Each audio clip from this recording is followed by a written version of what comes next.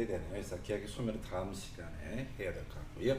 자, 이 법률행위 효력에 관한 주제는 사실은 뒤에 계약 민법 총칙 파트랑도 다 연계가 되어 있는 주제예요. 그래서 아까 우리 중간에 그런 거 있었잖아요. 자, 그 의사의 합치가 없다.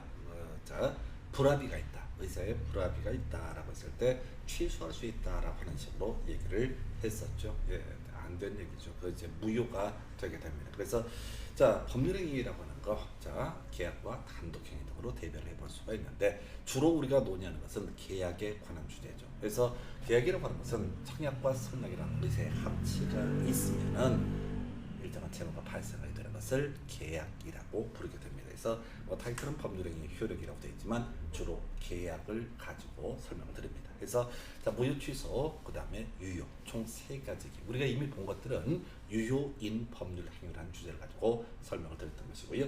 그래서 오늘은 이제 법률행위 효력에 관한 주제를 한번 정리를 하셔야 돼요. 자, 요거 한 번에 안 됩니다. 민법 전체 체계가 다 세팅이 돼 있어야 되는 그런 문제예요. 아주 어려운 주제입니다. 근데 요거 우리 기출문제 직접적으로 다루지 않더라도 항상 머릿속에 취소냐 무효냐 또는 소위 이름하여 자, 유효냐라고 하는 것, 이게 이제 세팅이 되지 유동적 무효라는 개념들도 소화를 할 수가 있습니다. 자, 가보겠습니다. 그래서 자, 요거 이론 파트 이미 설명드렸던 주제죠. 의사의 합치 있으면 계약은 성립하게 된다. 그런데 그 법률행위라고 하는 것이 적법한 법률행위다. 법에 맞다. 법에도 맞고 그 다음에 양 당사자의 의사의 합치도 있다. 그러면 이것을 우리가 유효인 법률 행위라고 해석을 하게 됩니다. 자, 그런데 하나 이제 문제가 되는 게 임의 규정에 위반한 법률 행위, 위법한 법률 행위죠. 단속 규정에 위반한 법률 행위, 예, 위법한 법률 행위 됩니다.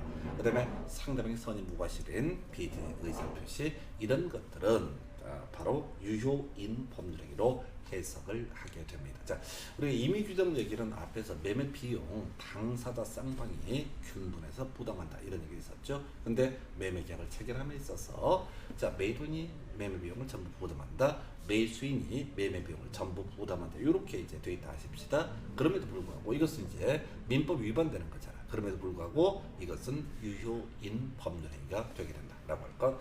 단속 규정에 위반한 법률은 행정법규라고 하는 것이 있죠. 민법을 제외한 법규를 행정법규라고 보통 해석을 하시면 됩니다. 그래서 법에서 뭐 하지 말라고 있어. 그런데 법을 위반했어. 그럼 이게 무효가 되게 되는 거냐, 유효가 되게 되는 거냐. 예를 들어서 우리가 이제 2차 과목 관련해서 자, 전매 제한, 주택법상 전매 금지 조항이라고 하는 것이 있게 됩니다. 분조투라고 해서요, 분야가 상한제나 조정 대상 지역, 투기 과열 지구, 예, 요런 경우에 그 아파트 주인은요 일정 기간 동안 팔아먹을 수 없게 되어 있습니다. 근데 법에서 금지하고 있는데 그 전매 제한 기간이 지나지 아니한 상태에서 매매 계약을 체결했다. 갑이라는 사람이 자신의 X 아파트를 을에게 매도 청약을 하고 매수인이 매수 승낙을 하게 됩니다. 자, 그런데 이 아파트는 분양가 상한제, 조정 대상 지역, 투기 과열 지구 등 이거 일정 기간 전매가 금지가 돼. 근데 둘이서 의사의 합치가 있고, 자, 그러면 어떻다? 이 계약 자체는 어떻다? 유효한 것이다. 그리고 단속 규정에 또 하나 이슈가 될 게 공인중개사법이라는 2차 과목에서 다루는 내용 중에 그런 게 있습니다. 기업 공인중개사 중개 의뢰와 직접 거래를 해서는 안 된다라고 법에 써 있어. 우리가 뒤에서 2차 과목 하시는 분들은 기억하겠지만 이 뭐겠지? 직접 거래 요거 이제 걸리게 되면 기업 공인중개사 3년 이하의 징역 3천만 원 이하의 벌금에 처해지게 됩니다. 자, 그런데 자, 갑이라는 자, 중개 의뢰인 X 부동산을 을이라는 개업 공인중개사에게 중개를 의뢰를 하게 됩니다. 그래서 을이 병한테 이걸 사라고 해서 중개를 해주면 참 좋을 텐데 싸게 나왔네, 내가 사야지 해서 직접 거래했다. 그러면 이 사람 걸리면 3년 3천에 저거를 받는 건 별개의 문제로, 예, 이분은 이 두 사람 사이 계약이 있고 소유권 이전 등기가 을에게 넘어갔다라고 했을 때 을은 기본적으로 이 부동산의 소유권을 취득한다. 이게 이제 소위 단속 규정의 이식감. 그리고 가장 많이 나오는 게 중간생략 등기죠. 이 중간생략 등기라고 하는 거. 자, 우리가 지금 이제 매매 계약을 얘기할 때 그런 식으로 얘기합니다. 그래서 갑과 을 사이에 매매 계약이 체결이 됐다. 의사의 합치가 있으면 갑은 을에게 소유권 이전 등기 넘겨줄 의무를 지게 될 것이고, 을은 갑에게 매매 대금을 지급할 의무가 발생한다. 자, 그리고 나서요, 을이 병한테 이 부동산에 관한 매매 계약을 체결했다고 했을 때 을은 병한테 등기를 넘겨주고 병은 을에게 대금을 지급해야 됩니다. 자, 그런데 부동산 등기 특별조치법이라고 하는 법에서는 야, 너 등기 넘겨받은 다음에 요거 병한테 등기를 넘겨라고 이렇게 규정을 하고 있습니다. 그런데 알 게 뭐야? 자기는 싹 빠지고 갑에서 병으로 등기를 넘기는 거. 물론 토지 거래 허가구역 외적이라는 전제하에서 야, 그러면 이 등기를 무효로 볼 거냐라고 했을 때 이 등기는 유효한 것이 된다. 그래서 자, 우리가 중간생략 등기를 금지하고 있는 부동산 등기 특별조치법상 규정이라고 하는 것은 어떻다? 바로 단속 규정에 해당된다. 세 가지 설명드렸습니다. 주택법상 전매금지 규정, 부동산 등기 특별조치법상 중간생략 등기 규정, 금지 규정, 그 다음에 지금 공인중개법에서 다루게 되는 기업 공인중개사와 중개 의뢰인 간의 직접 거래, 이런 것도 하지 말라고 되어 있지만 했다 할지언정 행정 형벌을 받는 건 별개 문제로 이것은 유효한 법률 행위가 된다. 그 다음에 이제 선무 유효 이런 식으로 해서 선임무가 실은 비준의 의사표시 뒤에서 따로 공부할 겁니다. 이런 것들은 유효한 법률 행위로 해석을 하게 됩니다. 그래서 의사의 합치가 없으면 이건 무효이기 때문에 유효의 문제로 넘어가지 않는다. 오늘 앞에서 봤던 문제와 관련된 있는 주제가 되게 됩니다. 그럼 이제 일정한 채무가 발생하죠. 양 당사자에게 채무가 발생하면 쌍무계약, 일방 당사자에게 채무가 발생하면 이걸 편무 계약이라고 정의를 하게 됩니다. 자, 이게 이제 하나의 축이고요. 일방 당사자 채무 불이행이 있다라고 했을 때 이때 계약을 소멸시키는 것. 자, 다음 시간에 한참 공부할 주제죠. 미리 땡겨서 설명을 드립니다. 바로 해제와 해지의 문제가 있게 되죠. 자, 한 번만 급부를 제공하게 되면 채무가 모두 완성되는 것. 이게 이제 일시적 계약, 매매 계약과 교환 계약이 예시값이 되게 됩니다. 그래서 해제권 행사가 있게 되면 이 계약이라는 것은 소급해서 무효가 되게 된다.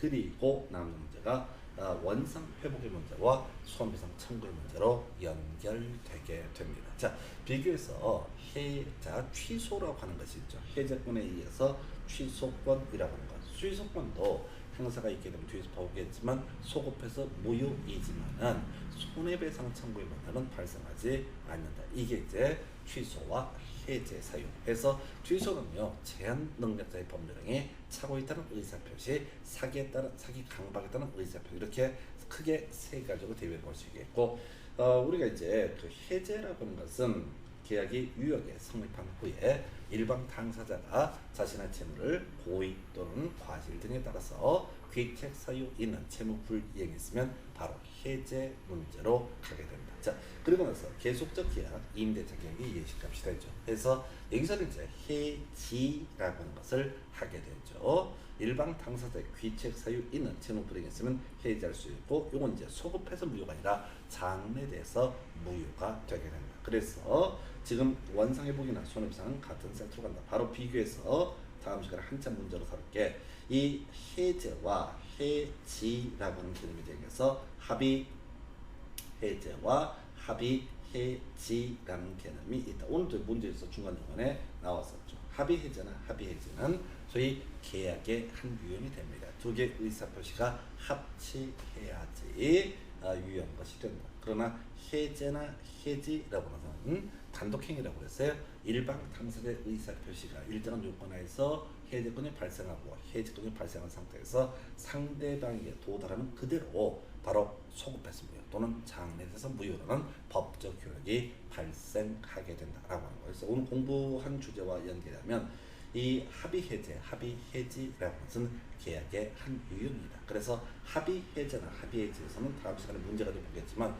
이자 지급 문제라든가 손해배상 청구의 문제는 기본적으로 발생하지 않는다. 이런 것들이 논의의 쟁점이 됩니다. 그래서 지금 다음 시간에 문제 가지고 볼 계약의 소멸 등에 관한 주제 이렇게 미리 당겨서 설명드렸고요. 돌아서면 다 잊어먹을 겁니다. 특별히 신경 쓸 거 없어요. 그래서 문제는 여러분들이 꾸준하게 가주신다는, 꾸준하게 공부해 주시는 게 가장 중요한 쟁점이 되게 됩니다. 그리고 자기한테 항상 격려하셔야 돼요. 돌아서 잊어버리는 거. 내가 대가리는 아픈가 보다. 뭐 그럴 거 없어요.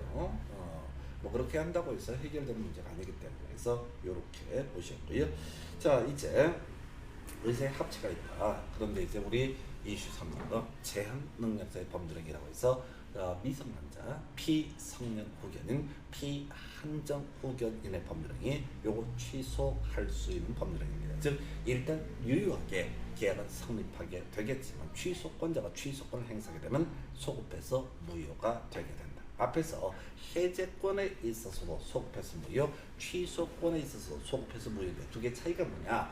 자, 바로 이 취소할 수 있는 법률행위 취소 파트에서는 손해배상의 문제가 발생하지 않는다라고 하는. 그러나 해제권에서는 손해배상의 문제가 발생한다. 또 뭐가 있었죠? 취소할 수 있는 법률행위 차고에 따른 의사표시, 사기 강박에 따른 의사표시라고 하는 것도 바로 취소할 수 있는 법률행위. 그래서 이걸 달리 해석하면 유동적 유효라는 표현을 쓰게 됩니다. 그래서 일단은 유효인데 자, 이 제한 능력을 이유로 또 차고에 따른 의사표시를 이유로 사기 강박에 따른 의사표시를 이유로 취소권을 행사해버리면 소급해서 무효가 된다라고 하는 거에서 일단 취소할 수 있는 법률행위도요 일정한 채무라는 것이 기본적으로 발생하는 건 맞습니다. 그러나 이 사람 경우에 따라서 취소권자는 취소권이라는 것을 행사할 수 있다. 이렇게 해석을 하게 되는 거죠. 자, 그래서 취소할 수 있는 법률행위에 대해서 이 사람 두 개를 선택하죠. 크게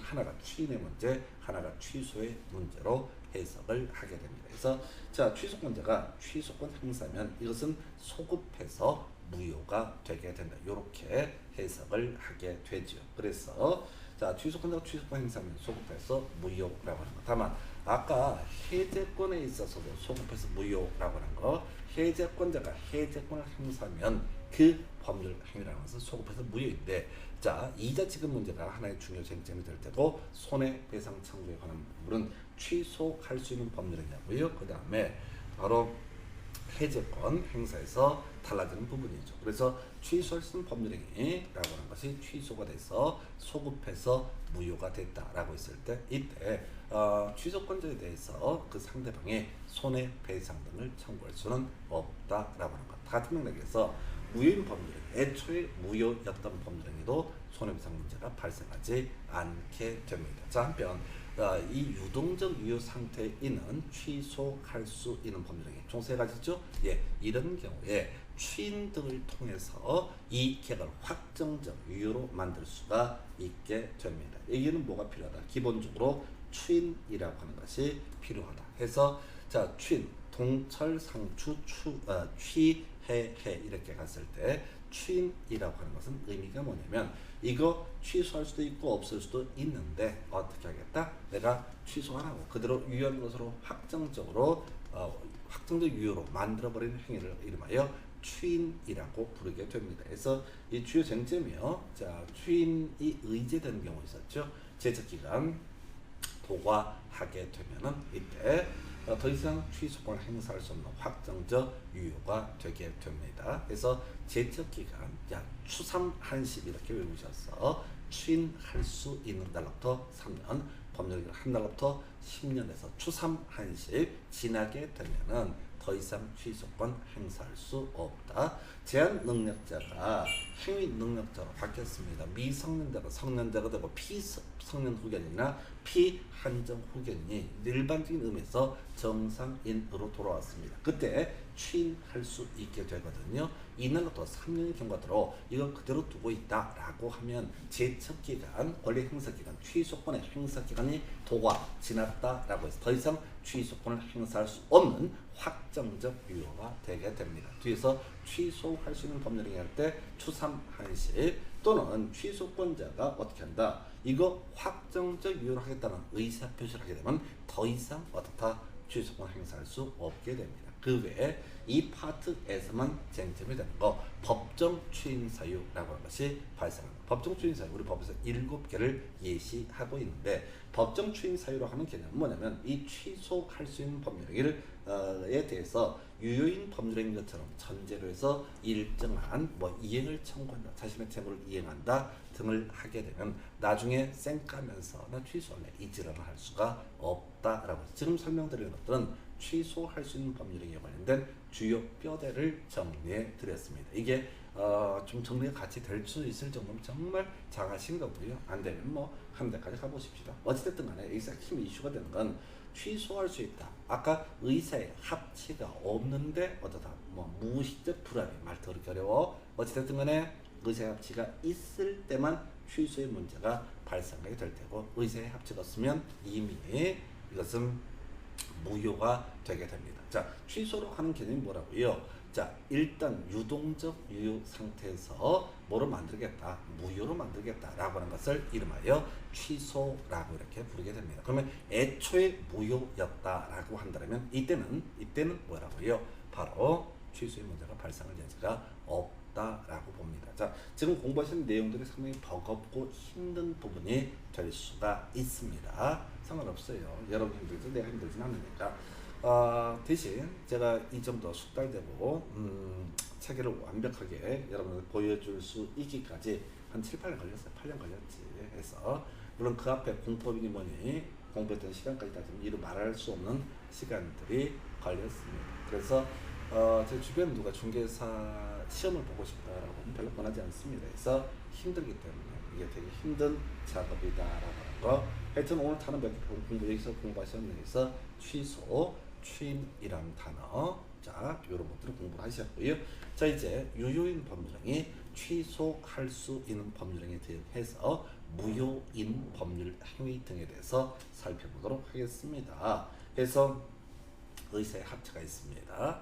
예, 아까 의사의 합치가 없으면 아예 무효이기 때문에 더 이상 따져 물으실 게 없고요. 의사의 합치가 있음에도 불구하고 바로 무효가 되는 경우 있다. 앞에서 의사의 합치가 있는데 유효인 것 중에 이런 게 있었죠.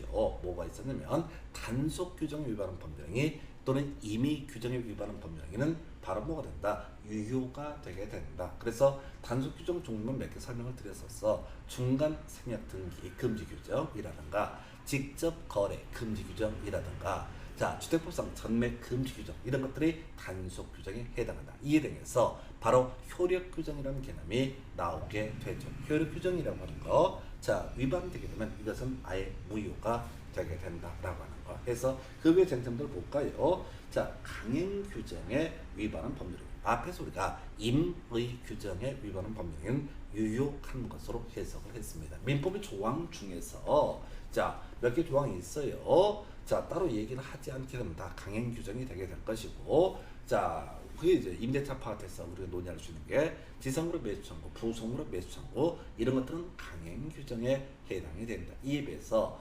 임차인의 비용 상환 청구 이런 것은 임의 규정에 해당이 된다. 그래서 지상물의 매수 청구, 부속물 매수 청구 같은 강행 규정에 위반한 법률행위는 다양한 당사자의 의사의 합치가 있음에도 불구하고 어떻다? 요거 무효가 되게 됩니다. 이것도 절대적 무효로 해석을 하게 되죠. 자, 효력 규정에 위반한 법률행위.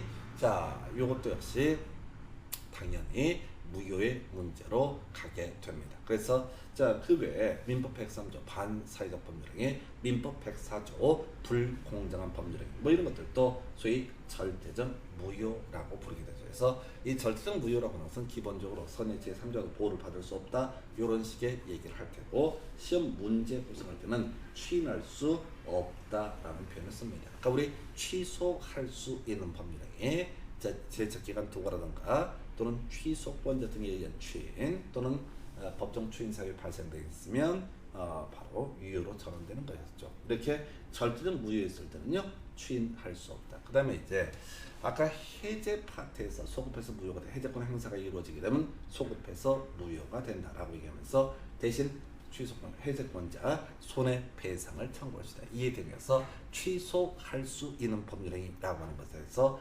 취소권 이루어지면 소급해서 무효인데 손해배상을 청구할 수 없다. 무효인 법률행위라고 하는 것 역시 어떻다? 손해배상을 배상은 청구할 수 없다라고 얘기합니다. 자, 하나 더 의사의 합치가 있는데요. 자, 이게 통정 허위 표시, 서로 짜고는 의사 표시, 비진위 의사 표시 중에서 알았거나 상대방이 알았거나 알 수 있었던 비진위 의사 표시, 그 다음에 취소할 수 있는 법률행위 취소가 됐을 때 이런 것이 소위 상대적 무효, 절대적 무효와 상대적 무효의 본질적인 시험용으로 가장 큰 이슈가 되는 것은 추인할 수 있느냐 없느냐라고 하는 거. 이거 알면서 유효로 인정을 하겠다라는 의사표시가 있으면 유효로 전환될 수 있는 것, 바뀔 수 있는 것을 가리켜서 상대적 무효. 자, 우리가 통정의 표시, 알았거나 알 수 있었던 비진의 의사표시, 예, 그리고 요런 것들이 이제 주로 이슈가 되게 되죠. 그래서 추인할 수 있느냐 없느냐. 자,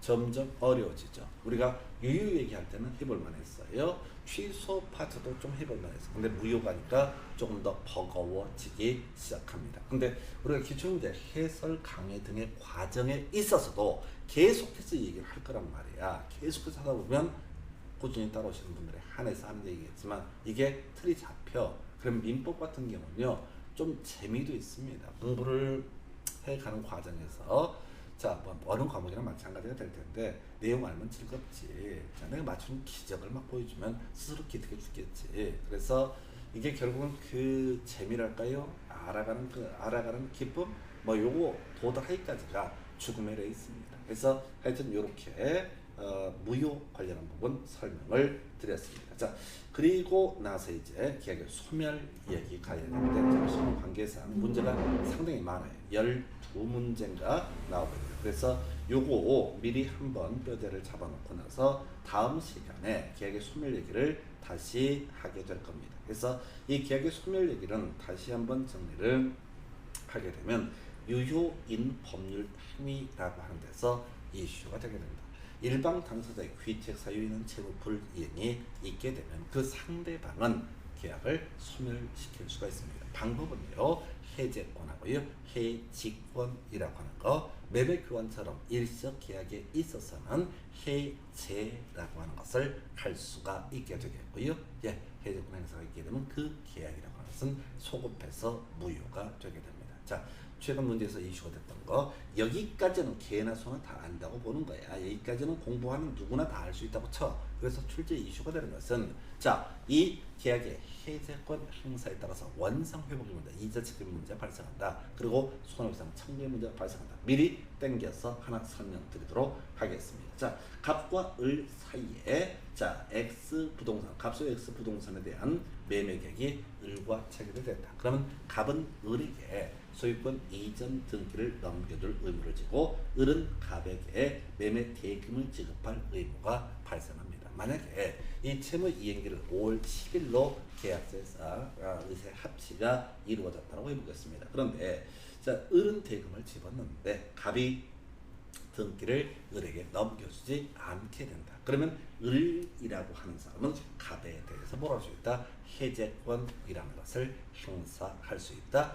해제권 행사가 있게 되면은 이때 무슨 문제? 바로 이 계약이라고 하는 것은 계약 체결시로 소급해서 무효가 되게 됩니다. 그런데 예를 들어서 을이라는 사람이 갑이라고 하는 사람에게 계약금을 지급했던 적이 있었다라고 하게 되면은 이제 갑이라고 하는 사람은 을이라고 하는 사람에게 계약금을 지급하고 받은 돈을 다 지급하고, 예, 해약금은 계약해도 별개 문제입니다. 자, 그래서 다시 갑은 대금을 지급하고 그 다음에 중간에 자기가 갖고 있던 기간 동안 이자라고 하는 것도 함께 을에게 지급을 해야 된다라고 하는 거. 이게 이제 원상 회복을 하면서 이자 지급의 문제, 이렇게 해석을 하게 됩니다. 자, 이런 경우도 볼까요? 갑과 을 사이에 매매계약 체결됐습니다. 5월 10일 날 잔금을, 계약금하고 잔금만 넘어간다 싶시다. 잔금을 치기로 했습니다. 그런데 갑이라고 하는 사람이 지금 누구한테, 을한테 등기를 넘겨줄 의사도 있고 가자고 하는데 을이 잔금을 치르고 있지 않습니다. 5월 10일 날 이행이 됐습니다. 자, 이 사람이 채무를 이행하지 않고 있습니다. 등기소 가자고 안 간다고 얘기합니다. 잔금 없다고. 그랬을 때 갑은 을에게 뭘 할 수 있다? 해제라고 하는 것을 할 수가 있다. 물론 이제 뒤에서 공부하겠지만 최고라든가 일정 과정을 거쳐야 됩니다. 어쨌든 간에 해제권 행사가 있게 되면 소급해서 이 계약은 무효가 되게 됩니다. 소급한다는 게 과거로 돌아가서 계약 체결시로 돌아가서 무효가 되게 됩니다. 그러면 이제 원상 회복의 문제가 발생하죠. 갑은요 자신이 받은 계약금이 됐든 뭐 중도금을 받아십니다. 중도금이든 그거 다 돌려줘야 되고요. 그 다음에 뭘 해야 돼? 지금 이자도 같이 지급을 해야 됩니다. 그리고 대신 갑은 을에게 손해배상을 청구할 수 있게 됩니다. 자, 이런 경우 뭐 임대에서도 마찬가지로 현실에 있어서 많이 발생해요. 잔금 지급기일에 매수인이 안 줬을 때 이거 어떻게 되는 거냐고. 그러면 갑은 을에게 해제권을 행사하는 건 좋아요. 그런데 해제권 행사에서 자기가 받았던 돈을 누구한테? 을에게 다 지급하고 이자까지 함께 쳐줘야 된다. 그리고 나서 추가적으로 이 갑은 을을 상대로 손해배상을 청구할 수 있다. 근데 이제 제가 상담했던 몇몇 사례들이 매도인의 입장에서 얘기를 하는 거야. 매도인이 또는 임대인이 임차인이나 매수인이 뭐야 잔금을 지급을 안 하고 있어. 그러면 그동안 받았던 돈을 먹고 입 닦을 것이냐? 안 돼요. 이 사람 해제권 행사는 소급해서 무효가 되고 그래서 받았던 돈에 이자가 쳐서 지급을 한 다음에 그리고 추가적으로 을에게 뭘 한다? 손해배상이라는 것을 청구할 수 있다. 이렇게 이제 법률 관계를 봐야 돼요. 근데 만약에 받던 돈이 1,000만 원이다. 상대적으로 작은 돈이다. 이런 취지입니다. 부동산 사업하니까. 근데 잔금이 9천만 원이다. 그 1,000만 원 안 주고 매도인이 어떻게든 버텨보려고 그래요. 그러시면 안 됩니다. 법적으로만 얘기하면 그렇잖아요. 그랬으면 안 됩니다. 1,000만 원 주고 이자까지 지급을 해야 돼요. 그리고 추가적으로 갑은 을에게 손해배상을 청구하면 되는 겁니다. 그러면 갑이 을에게 을이 잔금을 지급하지 않는다고 해서 갑이 을에게 해제권이라는 것을 행사를 했다. 소급해서 무효인데 이 갑이 받은 1,000만 원 이자도 안 쳐주고 1,000만 원도 안 주고 있어. 그럼 을은 갑을 상대로 부당이득 반환 청구소송을 제기하면 됩니다. 그러면 다 돌려줘야 되는 거예요. 법상. 대신 갑은 을을 상대로 채무 불이행을 원인으로 하는 손해배상을 청구할 수 있습니다. 대부분 이런 케이스는 아무도 소송을 제기 안 해. 변호사 비용이 기본이 500이거든. 소송이 이길지 질지도 자신도 없고 등등등. 그래서 유야무야 넘어가는 식이 됩니다. 다시 갑시다. 누가 해제권을 행사를 했던 간에 계약이 소급해서 소멸하게 되고 받았던 돈에다가 이자까지 쳐서 지급을 해야 된다. 이게 원상회복의 문제입니다. 한편 임대차 계약에 있어서 해지 사유가 많은데요. 만약에 임차인이 임대인에 대해서 차임을 월세를 내지 않는다. 그러면 임대인은 임차인에게 해지권이라는 것을 행사할 수 있게 됩니다. 해제와 해제 차이는 장래에 대해서 무효냐, 소급해서 무효냐. 해제는 소급해서 무효고요. 그 다음에 해제는 장래에 대해서 무효가 되게 됩니다. 그리고 원상회복 이자 지급해야 됩니다. 그래서 손해배상 청구 문제로 넘어갑니다. 물론 해지 파트에서 원상회복이나 손해배상 청구 이런 얘기를 크게 시험 문제 다뤄질 쟁점은 아니에요. 근데 이거 나온 김에 이자 지급하는 건 해지 이에 비행해서 이자를 지급하지 않는 것 합의 해지라고 하는 것은 어떻다? 이자를 지급하지 않는다. 이게 그렇게 시험문에 많이 구성하는 영역이 됩니다. 자, 해서 지금 유인 법률행에서 발생하는 문제, 해지 등 관련해서 계약의 소멸에 관한 주제 설명드렸습니다. 자, 요거 이제 미리 설명을 드렸는데 문제 가지고 다음 시간에 다음 주에 이걸 가지고 확인할 거예요. 요거 미리 알고 가셔야 되고 나중에 문제 보면 이자 지급 문제 쟁점하고 합의 해지 이런 것을 가지고 주로 출제를 삼습니다. 출제자의 의도라고 하는 것은 앞에서 간단한 내용들은 누구나 다 알고 있다고 치는 거야. 그러니까 좀 어려운 게 뒤에 숨어있는 쟁점이거든. 그걸 가지고 출제 쟁점을 삼게 됩니다. 자, 이렇게 해서 이번 세 번째 시간 오늘 법률의 효력에 관한 주제 그리고 미리 예습한 마음으로 계약의 소멸에 관한 주제 설명드렸습니다. 다음 시간에 계약의 소멸에 관한 문제와 이론 정리 등을 한꺼번에 묶어서 설명을 드리도록 하겠습니다. 자, 오늘 여기까지 진행하겠습니다. 수고했습니다.